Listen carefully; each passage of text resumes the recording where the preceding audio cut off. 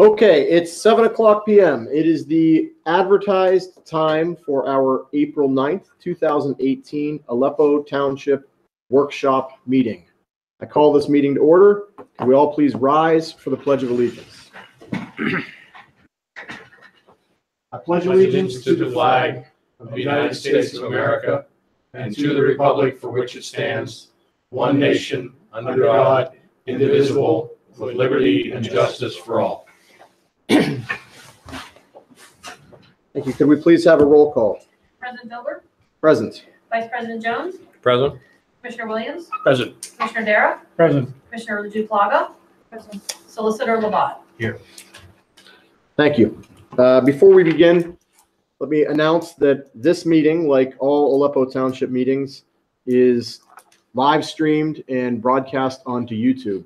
That means that people can tune in and watch in real time. Right now, we don't have any viewers, but they are subject to tune in at any time. So this goes out immediately live over the internet. People can watch it from home. The second part of what that means is that the second this meeting is finished being broadcast, it gets recorded and it's stored on YouTube, and it stays on YouTube in perpetuity.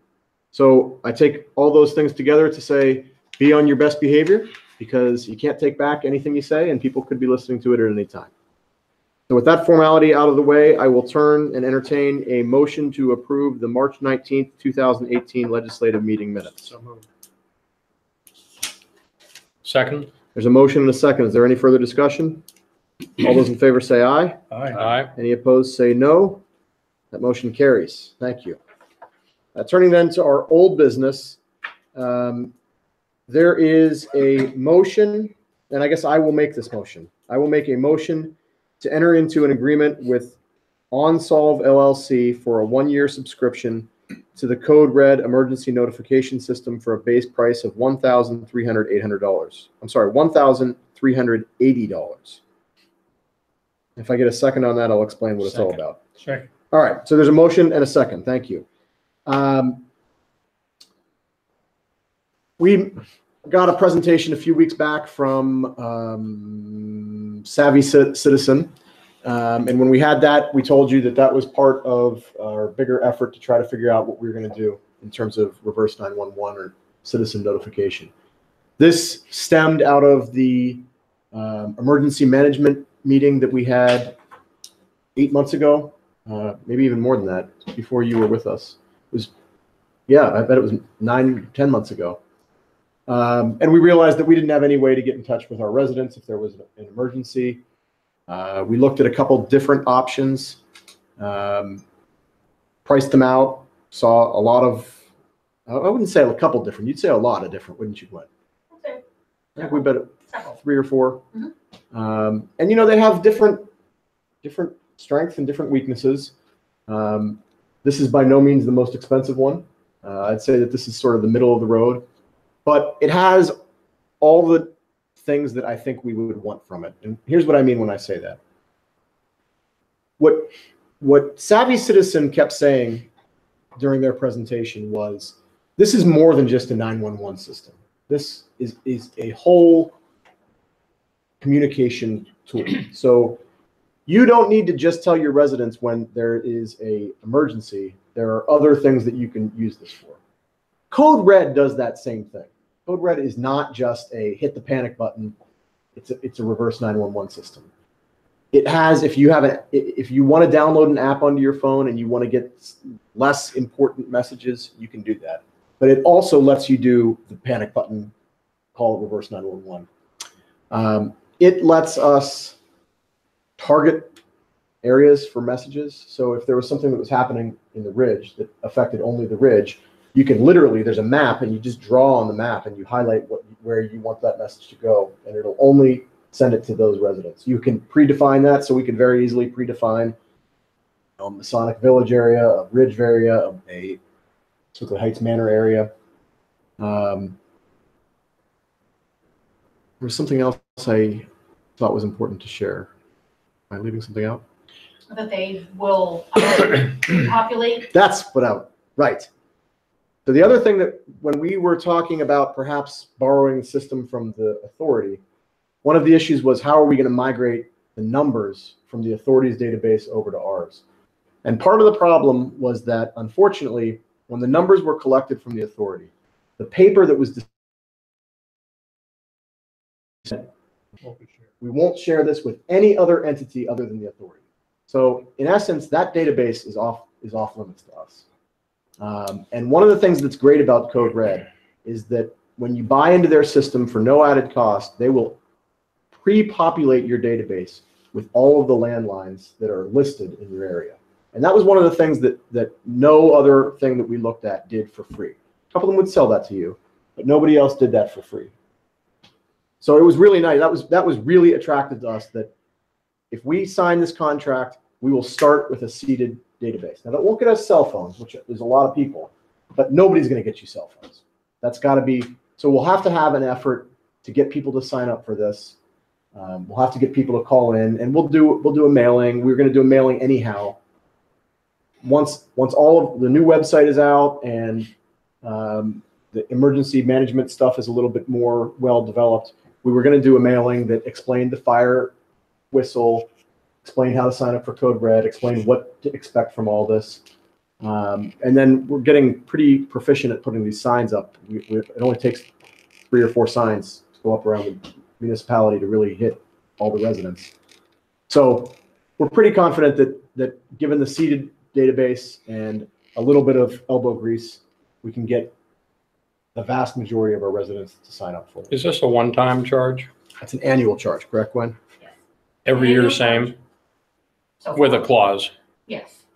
I mean, and then there'll be a little bit of more on top of that upfront charges to do some of the setup that comes along, like some of the training. That'll be I think it said like $500 or something for the training and some more of the setup. So this is the annual subscription.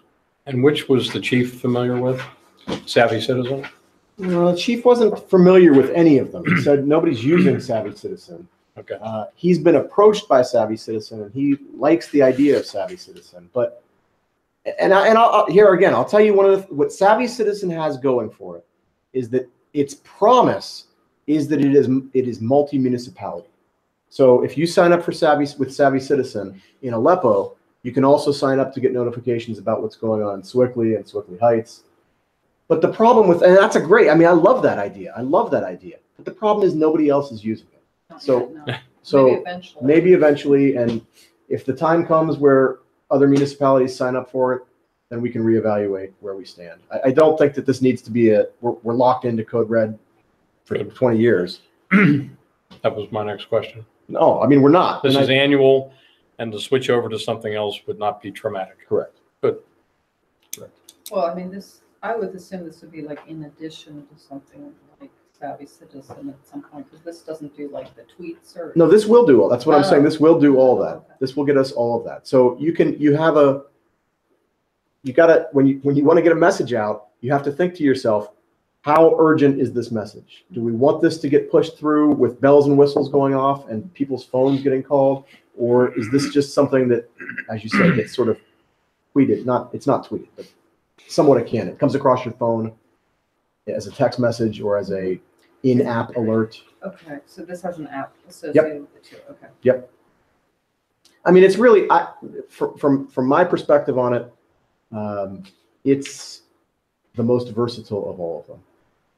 It's not the cheapest. Savvy Citizen is the cheapest. There's no doubt about it. Savvy Citizen is the cheapest. But again, Savvy Citizen is really not designed as an emergency notification system. And they wouldn't even tell you that they are an emergency notification system. They are more of an everyday system. So that didn't really satisfy what we set out to do. That's our prime purpose. Right. Yeah.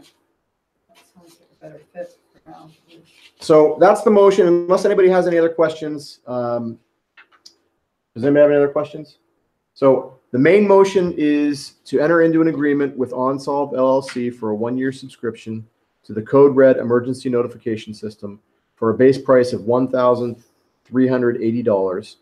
And I will make a subsidiary motion to table this motion for 1 week.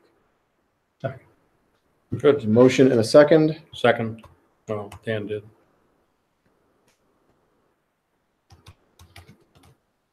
I think I suggest what we also put in there is the fixed cost. Yeah. The five. What five- she was talking about, setup fees. Yeah, because do they have one fixed cost or do they have No, I they was have just a looking menu? at it. There's a menu, A menu. a menu. So we ought to have a menu in there. What's the menu?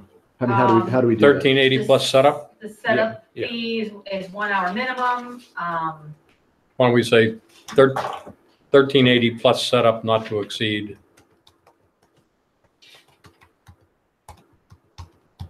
What's the not to 500? exceed number? There's a whole lot of menu items. There's a $1,500 option if they come out to here to train us versus the online, which we don't need to take, obviously. So it's 500. I mean, I don't know if that's going to be enough, but Not to exceed 750. there you go. That work? Sure. If not, we'll change it. The main motion has now been amended to read, motion to enter into an agreement with OnSolve LLC for a 1-year subscription to the Code Red emergency notification system for a base price of $1,380 plus setup not to exceed $750. Second. Does that suit your needs, Commissioner Williams? Yep. Okay. So then we'll come back to my subsidiary motion to defer for 1 week, and there was a second on that. So we're voting now on the subsidiary motion to defer for 1 week. All those in favor say aye. Aye. Any opposed say no. That motion carries. Thank you. We will vote on this next week. All right. Our agenda has listed as upcoming, which is just to say that it's not for us to discuss tonight. There's nothing in front of us tonight. We just wanted to make sure that everybody, and in particular, the residents who might be watching at home, are aware that next week we will be voting on the Swickley Heights Drive paving bid. And I'll clarify to say that you'll be voting on giving HRG authorization to send it out to bid. They will be coming to you with their cost estimate of what they think the project will cost. And so that's what you will have in front of you. And so that's what you're voting on. We won't have bids yet where you're going to be voting on the authorization to go put it out to bid. But we don't have the cost estimate yet. Right. Ben will be here next week.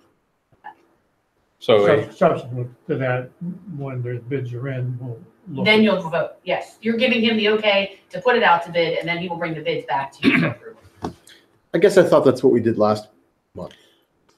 You were authorizing HRG to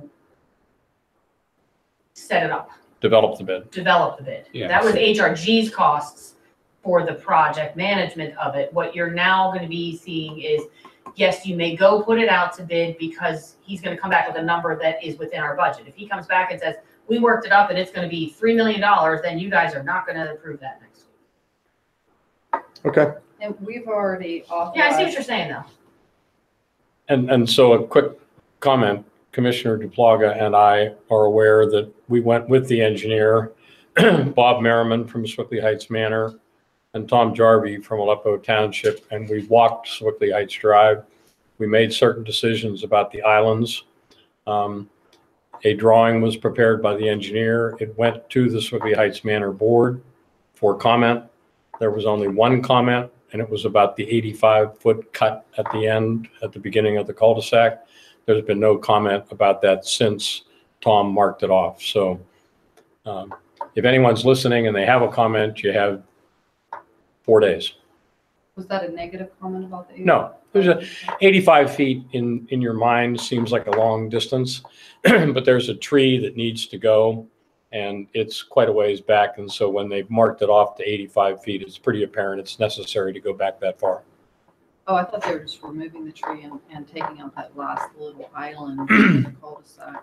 No, and then the next island, Michelle, if you remember from the beginning of it, beyond the tree, Yeah, and it's leaving oh, okay. because big trucks, et cetera, can't use that cul-de-sac. So we've authorized and paid for, but we've authorized the payment for the design?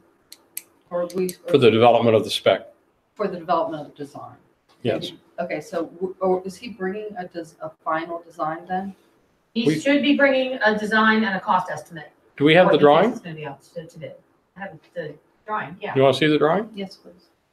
And it went to the Swickley Heights Manor Board, which we had determined to do. And how are they notifying residents? that's up to them. And I think the good thing is that you saw that Bob Merriman joined us, and Bob really knows that road better than anyone. So I think between the engineer, yourself, and Bob, I think the decisions were pretty rational. And when do we need feedback from that?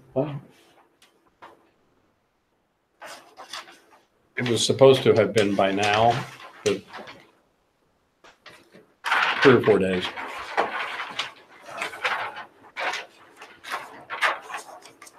Same drawing. Oh, yeah, I both of remember. them. Yeah, and this tree, it was too narrow. Yeah.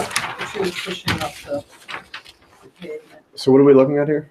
This is just what it will look like once, hopefully the paving will be completed. That one shows you, there are a couple cuts and it'll show you which sections of island are going to be removed. Corners of most islands, not all of them, but most islands are going to be cut back a little bit to improve the turning radius from the side streets. This is just what the paving should look like once that's all done. Some of these coming out of the side, the private roads here are going to be widened a little bit, so it's not so much of a right angle when you come out of here.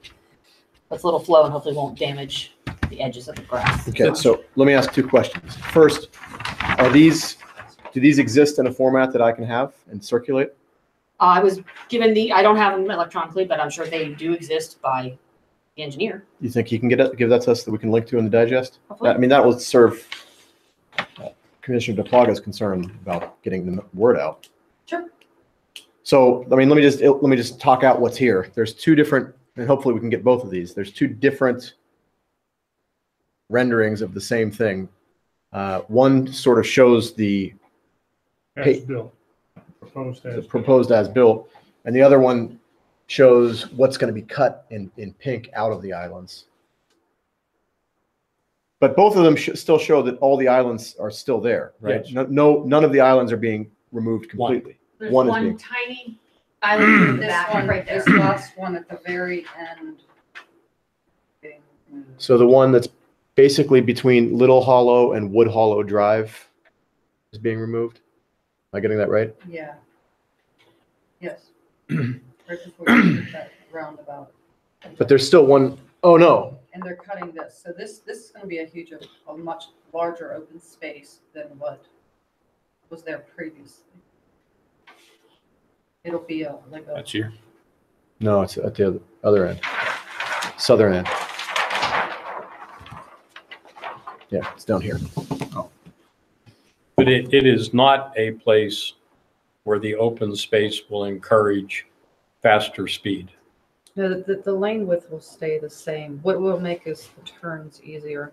I'm not quite sure about this part. I don't recall the discussion on the 85 feet, but if we don't get a lot of feedback, I guess, Well, so again, I mean, just so I can narrate what's going on here, we're talking about the extreme southern tip of Swickley Heights Drive, right before it goes into the circle.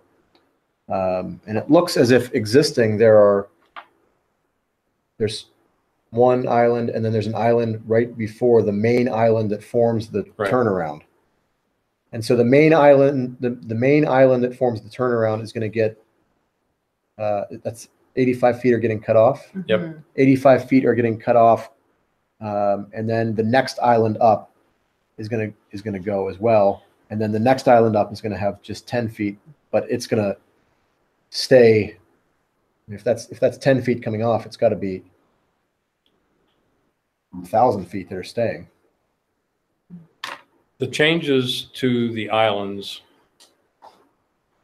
are directly related to where trucks and traffic are destroying the islands. Mhm. So I think, again, the engineer and Tom and Bob know why that is occurring and agree that this is a good fix. it's just the lanes are narrow and there's not a lot of room to turn, so people are running over the island. So we're just cutting the island shorter so that people can make these left and right turns without mudding up the median. It's just a narrow road. There's just not a lot you can do with it, other than that, just clean it up. There are a few areas on the bends where they took a little bit of right of way and made the turn a little easier. Like this turn is very tight, so you can see this hatched area. And that's the turn off of Swickley Heights Drive onto Little Hollow. Yeah, because this turn is very sharp, so trucks that going in there, and people are cutting that corner and running over the corners. So I thought Ben was going to do a little bit more of that. See, like this one is the same. These corners, they're just widening these bends to make it easier to turn, especially bigger trucks. And is this and they're taking out a little bit of the median here because the school bus comes around here and it keeps running over that. The way this radius is, it's not wide enough for the buses And that's, and garbage trucks. Pat, the Commissioner DePaul is now talking about the island that's all the way at the southern tip, the main island that forms the turnaround. So she's saying that a little bit of, A lane increase with. we're talking about a foot or two, Yeah, apparently, right? not much. I'm sorry. the problem areas are clearly identified by large tire tracks. Mhm. Yeah. Okay, well, I think, Gwen, it would be very helpful if we could get those PDF. illustrations as a Yes, PDF. I'll ask for them. Great.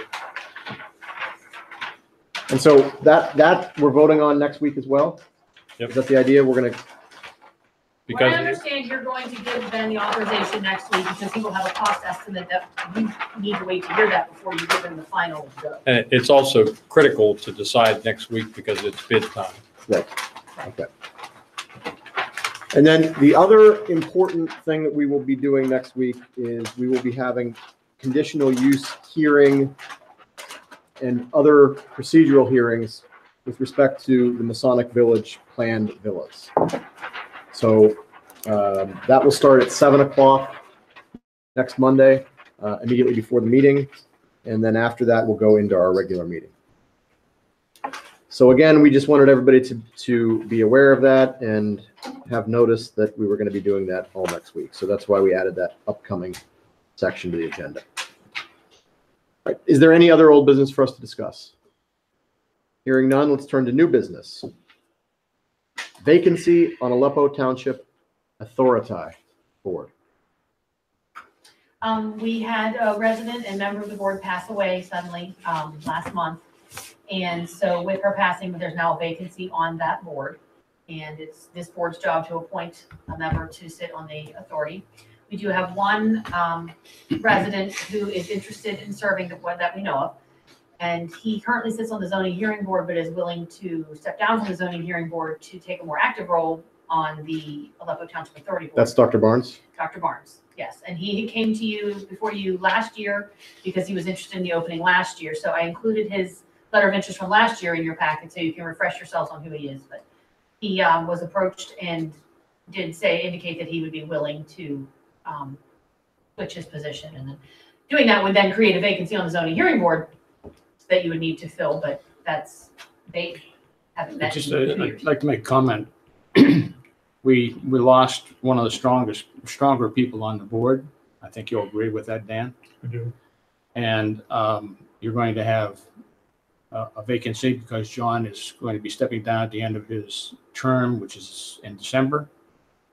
He has, 40 some years of plumbing and piping and all that kind of stuff. And Len Hittner is no young chicken either. And the other two gentlemen are just in their early learning curve. We need somebody in there with some technical savvy. Because you're going to have, that board's going to turn over again. We turned over 60% of it this year. We're probably going to turn over another 60% this next year coming up, just because of timing. So I have been looking for our thing. John Seifert and I have been talking and about some people from Masonic Village who would have an engineering background or something like that. And he has one person that I don't know who it is that he wants to talk with, and I have one also. So I just want to give you some input that Good. it's likely we'll have that. But let's see, you have a huge turnover like that on a board. It's something to pay attention to. Gwen, did you talk to Dr. Barnes? I have not talked to him. Okay, just a little clarification. I didn't discuss with him that he'd have to leave the other position. Okay. I'm sure he hasn't will. met since he was appointed to it, so. His initial desire was to be on the authority board. So. Correct. I can clarify that he would have to step from down. Because when you're on the zoning hearing board, you can't be on it. That's fine. We put a notice in the paper when a vacancy opens on the various boards. Or We just a little can, article or something. we could. Do you think it'll be easy enough to fill, planning and zoning? I think it will be easy enough to fill if this is more effective than putting it in the paper. Okay. Yeah. I've not gotten any letters of interest from an ad in the paper in the past. Okay. I think this is an effective way, and then, if you have people that you know are interested, just approaching them directly. Mr. President, will you ask the audience, advise them that we need people? Sure. And so, I mean, are we moving tonight to appoint Dr. Barnes to the Aleppo Township Authority Board, and we're looking for somebody for the zoning hearing board, or we're soliciting letters of interest for the Aleppo Township Authority Board? Second. Okay. Yes. All right. So everybody hears it. We're soliciting interest. I mean, I guess it's worth asking for both. Yeah. Because the one candidate that we have right now will leave a vacancy on the Planning and Zoning Board. On the zoning hearing board. So we have two options, but Yeah. we're looking for people either for the Aleppo Township Authority Board or on the zoning hearing board. Mhm. Right? Okay. And then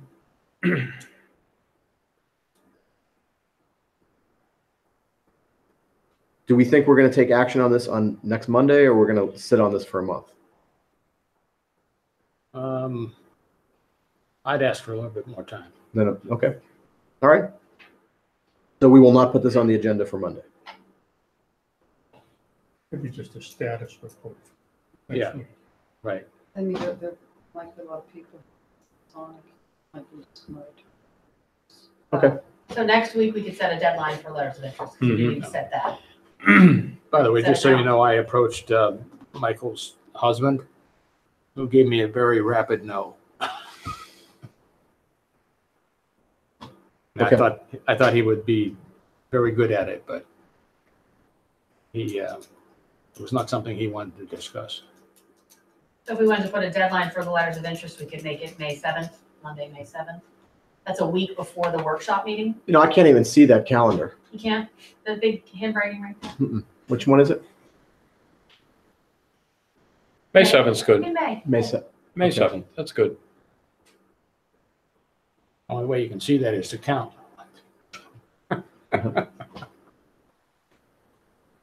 Okay, so May 7th is going to be our deadline? Yes. Good. Okay. Anything else on the vacancy on the Aleppo Township Authority Board? Would you reach out to Dr. Barnes, Gwen, since Yes, notify him? of May 7th for another letter of interest. Mhm. We don't need a letter of interest from him, do we? We have a letter of interest from him. Probably just forward me the email that says from last year. I'll just let them know Okay. that we're soliciting and All right, let's move along to the Aleppo, Sewickley, Osborne, otherwise known as the ASO, Joint Comprehensive Plan Renewal. Gwen, tell us a story. okay.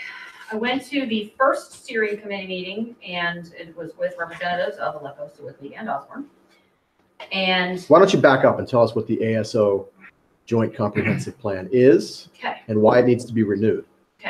probably before I started here, so probably 13 or 14 years ago, the three communities got together and decided to work together to develop a joint comprehensive plan.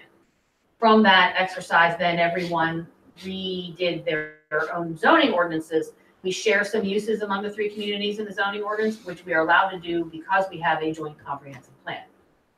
So doing that allowed us to develop a vision for the three communities, knowing what each one's strengths are as far as being built out or what they wanted to focus on. Then the three communities went back and redid their zoning ordinances, tried to clarify terminology so that somebody could come to the three communities and this terminology was similar throughout the zoning ordinances. And again, it allowed us to share some uses. So we took some what people would consider undesirable uses, then some of the other ones are shared among the other communities. It's been 10 years since that was adopted, so comprehensive plans are recommended to be revisited and updated every 10 years. So the committee proposed getting back together to talk about what they wanted to focus on for the next 10 years. And then the first meeting was just a sharing of, hey, what are you interested in? So I would like to hear from this board and from the planning commission certain kinds of things that you want taken back to this committee that we think Aleppo wants to focus on. I had a few things. I definitely mentioned the R2 zoning district that came up. The residents came up and wanted to revisit what and why the zoning districts are what they are. So I put that down as one of our concerns. Now that we do have sewers, we're getting more development. So that's something that we need to address, because at the time when it was written 10 years ago, we did not have sewers. So that was a whole component that can be taken out of the comprehensive plan now. So those are the kind of things that we plan to be talking about. And then what we got from the consultants were options on the different scope for them to put this together for us. It's the same consultants that we worked with 10 years ago, Environmental Planning and Design, EPD. And they gave us 2 different scopes. They're similar. The work to be done is very similar. The differences in the scopes are more about how it's presented to the public in public information sessions. If there's one group that wants to say Sewickley would say, well, we just want to put up a booth at the Harvest Festival and that covers us. Whereas I said, I was thinking that having the consultants come to this meeting and be on the camera is actually a better way to reach our residents rather than a booth somewhere that they might not stop at. So I was leaning towards having the public meetings be here, because then we can reach more people than the ones that are just in the room. So look at the different scopes and see if anything jumps out at you. The thought was that this cost would be shared evenly among the 3 communities. So that's $35,000 divided by 3. We have some in the budget for this. We don't have that much in the budget. Is that the cost of the study? Cost of Engineering? Yes, it's the cost for the consultants, right? And all the work in the public sessions and developing the document and producing the document. To a final document? To a final document. Then a not to exceed price, or is that a guesstimate? Don't know. When in So, your discussions with the first meeting, was there any discussion whatsoever of the 65 corridor work that's going on right down through the center of Sewickley? meaning are you talking about what the COG is proposing to do, or just Well, it's like being done utility by work? something other than the COG. The COG just wants to sort of latch on to it and have. We it didn't gone get through. that far into it, Okay. no, and that, You might want to look at what's being discussed with the 65 corridor. okay, I'll put that on the list also. So a couple things. I would like you all to think about different kinds of zoning and land use and community feel. It's not just zoning districts, but it's what are your goals for Aleppo for the next 10 years? I'd like you to think about some of those things that we can take back to the committee. Hopefully, Commissioner Duplaga is going to be able to join us on this committee. We don't have standing meetings or set meetings yet, so we're working on the schedule. And then also Fred Gregor, who's on our planning commission, who was on the committee 10 years ago, has said that he would be interested in going also, because I want it to be more than just me at these meetings. So think about those kind of things and email me some thoughts. Just if you just remember some stuff that we talked about over the years, or you think about it, just anything. Doesn't have to be big. Just chickens. We want to address chickens in our ordinance or something like that. Anything that has come up or that you're thinking about, send that to me. And then if you have a thought on which option 1 or option 2, again, mainly the difference is the different kind of public meetings. If you would lean more towards having the public meetings here, I can certainly, whichever one that is, I can read that again and recommend that to them. That's So, obviously my preference. and I mentioned that on the phone. I said, I think that that's a better way to reach our residents. So, and then in the budget this year, I put $4,000 in for the comprehensive plan because we just didn't have any scope at the time. Last year, we had budgeted $3,000 and didn't use it. So we can consider that we already have $7,000 available, and it looks like it's going to be about 12. So we can pull it from the general fund if you are willing to.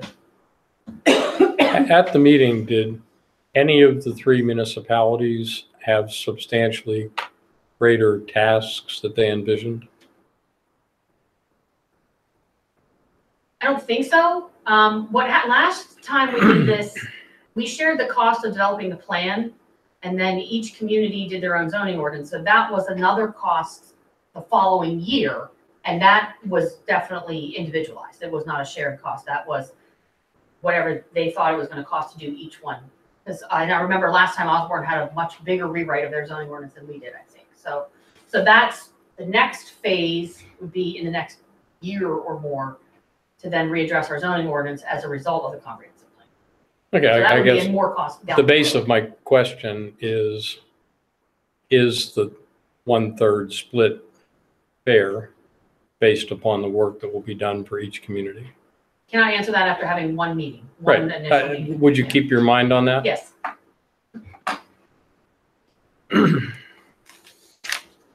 I'm not asking for a vote on anything. I'm just asking for you to think about it, get back to me, and I can let them know our preference. And then I'll be back in touch with them this week and see if they need you to vote on a particular scope or vote to approve this cost by next week.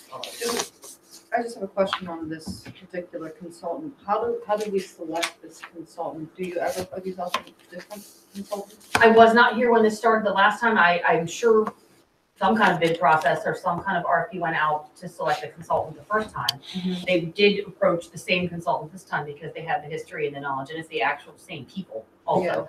Who approached? I think it might have been Barbara Carrier, who's the mayor of Osborne, Glen Osborne, and was former board president, and she is the chairman of the ASO steering committee, was then, is now. What do you think of the results of the last comprehensive plan? What happened? Anything?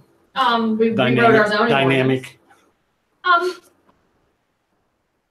was the benefit? I mean, getting our zoning ordinance rewritten and sharing some uses.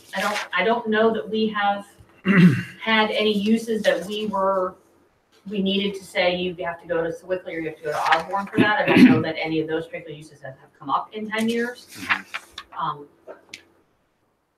To be fair, without stirring the pot, there are definitely residents who complain that the ASO plan has been not beneficial to Aleppo.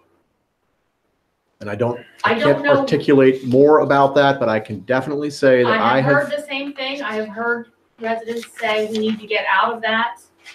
I think there's a perception that being in a joint comprehensive plan allows either Sewickley or Glen Osborne to have control over decisions in Aleppo. And I think that's a misunderstanding. It allows shared uses, but there in no case in the last 10 years that I've been a part of and that I would ask, has Sewickley or Osborne been able to influence or deny a zoning or subdivision land use decision that Aleppo made? I think that the residents that I've talked to that complain about the ASO plan and say that we should get out of it, think that when you have those undesirable uses, I think they think that those all got dumped into Aleppo. So I think they think that also. I think they believe that, for example, the adult entertainment places, Sewickley won't have one because if somebody comes and expresses a desire to put a strip club in Sewickley, they're going to kick them up to Aleppo. I don't have the list of, here at my fingertips of all the shared uses, but I do know and do remember everyone sitting around and divvying up the undesirables. So Aleppo did not accept all of what the committee at the time felt were the undesirable. Well, when the attitude of Matt's vocalizing is exactly why I asked the question. So if you can't give me a list of 3-4 things that are somewhat dynamic, where this comprehensive plan will really have some dynamic impact to this area. I don't know that we've received any applications. We have no that changed defense. We have nothing to sell. Was there an event or a situation that caused them to think about redoing this other than the automatic 10 years? I don't believe so. I think it was I think it's hey, it's automatic. been 10 years, let's look into it. Isn't it a county requirement, a state requirement to have a comprehensive plan? I don't think it is. I think it's preferred. Municipal planning code. I mean, there's a county comprehensive plan that we can all adopt and we have all adopted because that gives you access to county disaster funds. Mhm. And we're gonna have the county stormwater ordinances coming our way soon because that opens, the county wants you to adopt it. Dan, do you know more about The that? municipal planning code doesn't require a comprehensive plan for municipalities? Every Yes. 10 years or so, Chris, do you know? I'm not sure about the time frame. Yeah, I don't know about the time. I may be wrong. A comprehensive plan is supposed to be adopted by municipalities to establish a framework for land use. Yeah, I'd like to know a little bit more about the why. Why we are Why we are revisiting it? undertaking this and what our objectives are. What happens if we don't undertake it? The existing ASO plan doesn't expire. No. We just stay in it unchanged. Yes. I read that plan when we were doing the SWOT analysis. And comprehensive is about the only word that they could put on it because it's not dynamic. I got nothing out of it that I thought did anything meaningful or had any impact on the population of Aleppo. Other than that, I have no strong feelings on the subject. Just maybe from a knowledge standpoint, it may be beneficial if talk about the undesirable uses to figure out what undesirable uses are in the other townships to know what would have to come into Aleppo should the choice be made to move on from the plan. That's a good point. Yes, yes. If you pull out of the joint comprehensive plan, any uses that we may have allocated, I can't remember, like, say, a methadone. I cannot remember specifically, and I don't have it in front of me, if that was allocated to Sewickley, say, and we don't have to have it. If we pull out, we have to And find a it use could be for it. more than just quote unquote undesirable uses. It could be. There's plenty of share. Like I think Osborne took a wind farm because they were at the top of the hill.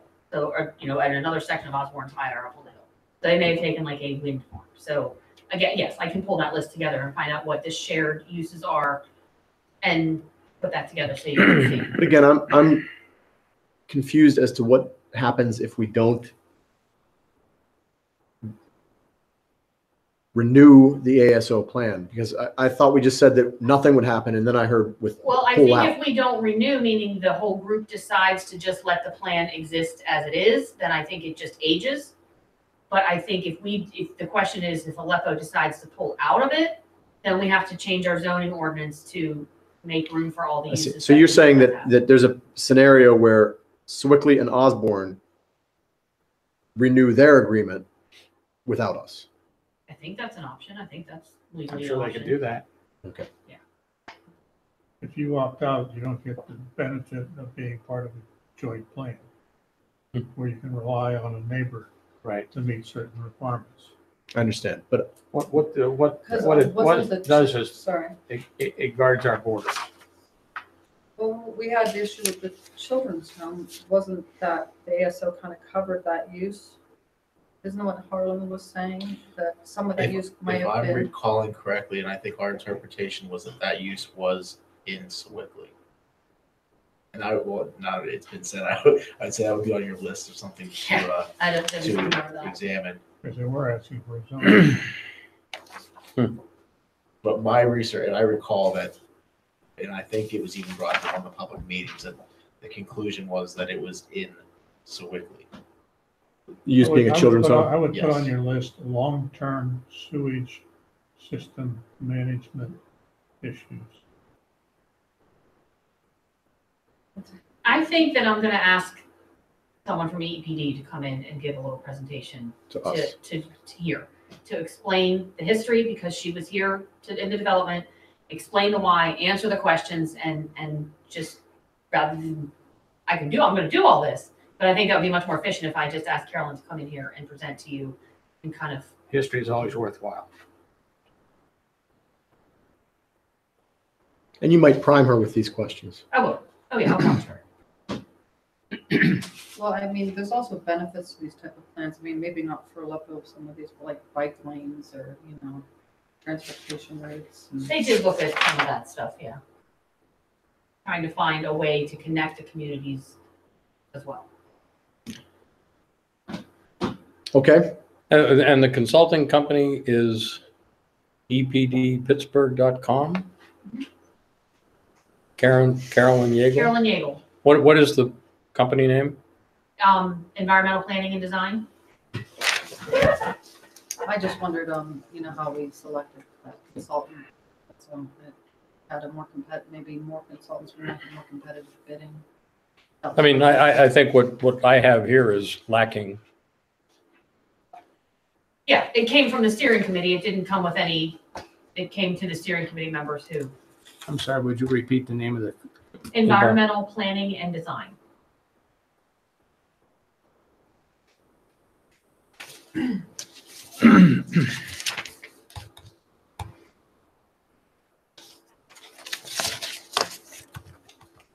Thank you.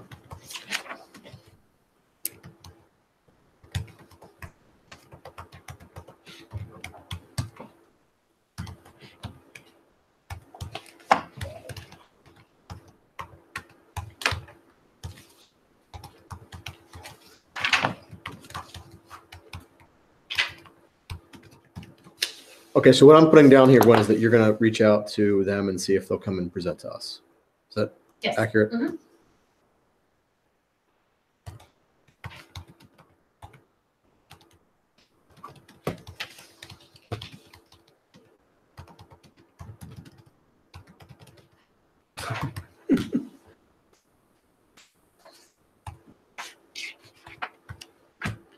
Great. All right, anything else on the ASO plan renewal? PSAB, Pension Plan Adoption Agreement. Okay, so this is something that we received from the agency that holds the non-uniform pension plan, which is for the non-police employees. They apparently had it where everyone who participated in the PSAB plan could use their main agreement that covered them. Now we have to sign off on individual agreements. I kicked it to Harlan and Chris for review. They recommended that I go to Mockenhoff, our actuarial, to have them look this over and see and give us guidance on how to fill this out, whether it's just as easy as taking our plan facts and inserting them into this, whatever. So I don't have any news yet, but I'm working on it, and you may have something to review for next week. You may have an extension on the deadline on this. I just don't know the answer yet. They didn't give us much time or much guidance. So that's with the actuary. Yes, our question is, yes, trying to figure out what, I'm sure they have seen other clients have this. Okay. Any other new business? Earth Day? Right. Saturday. Thank you. That's a good reminder. Thank you. Saturday from 9 to noon will be Aleppo Township's Earth Day event. We're going to start here, and Vice President Jones has set up what promises to be a great program focusing on water conservation and plastics. That's going to be done by Fern Hollow. We'll have donuts here and a little bit of camaraderie, and then we'll head out to the streets. And This Saturday? it's this Saturday. And we'll have a task, a bird feeder. That's right. We'll have a bird feeder here before we head out, making a bird feeder for kids. And then we'll head out to the streets and we'll collect trash on the streets. Last year, we picked up 47 bags of trash. So it's not an insignificant undertaking. But all that takes work, takes people. So I hope everybody marks their calendar and comes out on Saturday morning. It'll be a good time. We'll do that rain or shine. Good Well, I weather. guess we say snow or shine. No, 75 degrees. It's gonna be nice this weekend. Good. Anything else? New business? Citizen participation. We have one resident. He's shaking his head no. All right. Well, thank you for coming out tonight. I appreciate it. Hearing nothing else, we are adjourned. Thank you all.